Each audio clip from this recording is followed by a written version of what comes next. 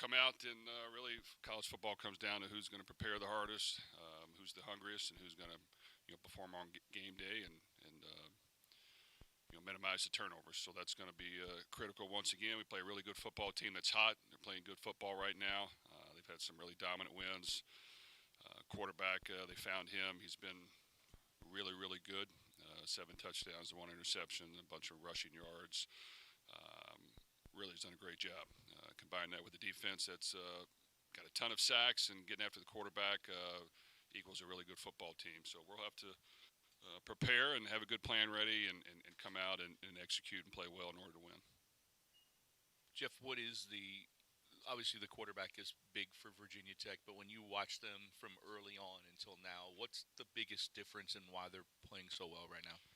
Well, I think that the quarterback has definitely stabilized what they're doing on offense. They're going to control the ball, and it adds an extra runner to the offense that you got to account for and have a plan for. And if you don't, he'll expose you, and they've done that. And when they're doing that, they're controlling the football. I think Syracuse only ran a total of 47 plays in the last game, which minimizes possessions, which means you got to take advantage of the ones you have. Combine that with an aggressive defense that has gotten after the quarterback and got a lot of sacks equals wins. And some of their wins have been dominant wins, which means they are capable of playing at a really high level. So this is a big game for us, and we're going to need to get ready to play. Jeff, being that Kyron and Devin Neal played together at Baylor last year, how much has Devin been able to help and knowing maybe some things about him that you guys maybe not be able to see on film? Well, I think we'll get to that information this week. Devin's a really smart football player. He plays tough.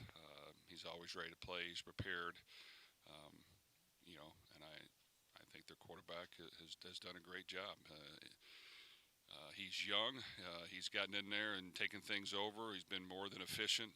He's a physical runner. He's understands and values the importance of the football. So we'll have to definitely in all of our packages account for him and his ability to run and escape and get yards. Jeff, in your experience, a game like the Pittsburgh game, it could be a major setback. What did your guys show you in their response in practice in that game Saturday to show you that they have every intention of being in this ACC title race for the duration? Well, I really love our team. They work hard. They prepare. They want to win. It means something to them. They stick together when things are maybe not going exactly the way we want. I think, it was a good moment for our guys to understand that you got to do the small things in order to win football games. It doesn't matter what you've done in the past. I think that really alerted our guys that we've got to do this each and every week, and how important the one-game season mantra is. And I think they know that on any given week you can get beat if you don't play well. And I just think that identifying the issues we had, which I thought we did, turning the ball over, giving up a couple big plays, not converting in the red zone. A lot of things happened that hurt us, and we just got to fix those and solve those. But I think our guys are more than willing to adjust and play hard and realize that every week there's a lot riding on each and every game. So you got to come ready to play and find a way to win. Your offensive line the other day. Just talk about the play, especially in the first half. Pushing Jawari in. They were always down the field, getting after it, and then you played some other guys in the second half. Were you happy with what you saw? I think so. Our offensive line did a really good job. We wanted to establish the run and get chunks of yards and get us in manageable third downs. And I thought we were very good at that. Our line was coming off the ball. They were hitting people. They were knocking people back. They were finishing at the ball. They were pushing the pile. All those things you want to do. And so they had a great time. And it was a really good performance by them. Yes, we got more guys in the game, which we're going to need to. As we get throughout the course of the season, we're going to need more and more guys to step up. So it's important to get them valuable reps in practice, but also in the games if we can. So that'll be a important component. And to this point, those guys have really given us a lot of great effort. Some of them have played nicked up and with some issues, and they continue to come out and compete hard. Jeff, 2 of the last 3 opponents you played in Notre Dame and Pitt, their identity was have a strong defense and also have a good running game to kind of complement that. How much confidence does it give you guys knowing that you face a Virginia Tech whose maybe the schemes are different, but whose identity is kind of similar to that of Notre Dame and Duke? Well, I think there's a lot of similarities. The one issue with this team is now, this team has a viable, um, really good running back that's playing the quarterback position, and that can do a lot of things. So yes, he can play quarterback, he can throw it, he can execute the offense, but he gives them that element of running the football, and he's a physical runner. This isn't just a fast athlete. This is a physical runner that you have to tackle with multiple guys. He's involved in every one of their plays, as far as whether he's handing it off, faking the handoff, keeping it himself, getting on the edge with his feet, and that gives you a different dynamic. And we have to once again figure out ways to make them do things that maybe they don't do as much. And I think we've had success with Notre Dame and Duke in getting a lead and making them throw the ball more than they wanted. That's not always going to happen. So you can make that your formula, but it doesn't always happen. So you have to be able to adjust and find ways to play when you're down, but also execute the desired plan that we're trying to get. And I just think that we've worked hard to have a vast package. We've worked hard at trying to improve the passing game. We worked hard at trying to create deep shots as much as we can, but at the same time, you got to eliminate sacks and turnovers. And I think our defense has improved each and every game, and they've played at a high level. And we play aggressive, but the last game we really didn't give up any big plays. Maybe one down the sideline on a scramble. So that was really good to see. This heading into this final third of the season, you've gotten yourself in position to, do something special for Louisville football. Teams get in that spot, and sometimes it makes them sharper. Sometimes they can embrace that and lose focus. Do you have a feel for where this team maybe is, and how do you ensure that it gets sharper with the opportunities it's given itself? Well, I don't think it's too complicated. We've got to ensure it by blocking everything else out other than the next game. And looking at anything other than the next game as a team and as coaches can get you in trouble. And I've been burnt enough time, and I'm sure others have as well. So it's as simple as let's improve this week and get better and try to go win this next football game. And I think looking at whatever happens at the end is great when the season's over. But until then, for us, it's how do we find a way to beat Virginia Tech? Jeff, but with social media, kids get on that, they see it, it's hard to kind of block that out. Do you even address all of that stuff with your kids? Because media, fans, they are going to look ahead. Well, fortunately, we address it almost every week. We address it in the off season. We address it through fall camp. We talk about the one game season, as much as we can, and that's really to eliminate the pressure of looking at where we're going to be at the end of the year. Everybody wants to be at a good spot. It's just like before the game starts, you want to win the game, but don't worry about where you're going to be at the end of the game. You better figure out ways to part one play at a time to get there. But I just think you got to just, it's okay to look at it. It's fine. You want them to see what can happen if you do things well and if you perform at a high level, because everyone else is going to see it. And yes, it's. See it on my phone. My family is, our players, their families. Things crumble real fast when you lose. So it's as simple as just trying to go to work, understand that the preparation, the hard work, the ability to stay hungry, and demand that you get your best performance the next game is what we're trying to do. And if we can do that, then sometimes things take care of itself. And if not, we know that we've prepared as hard as we can, and we learn from it and move on to the next one. Hey, Jeff, Jermaine Loleo had the strip sack last game, and he's flashed with a couple big plays lately. How much of a difference maker is he when he's healthy and in this kind of form on the defensive line? Well, I think our D-line has done some really good things. The ability to play multiple guys and have different guys step up every game has been really good to see. Jermaine has been healthier. He made some good plays for us this past game, which is great to see. He works really hard. Jared Dawson came back from a knee injury. He was productive when he was in there, made some plays, pushed the pocket. We have more than those guys that we rotate in there, and Ramon and Jeff and even some others. And we rotate those guys around, and I just think that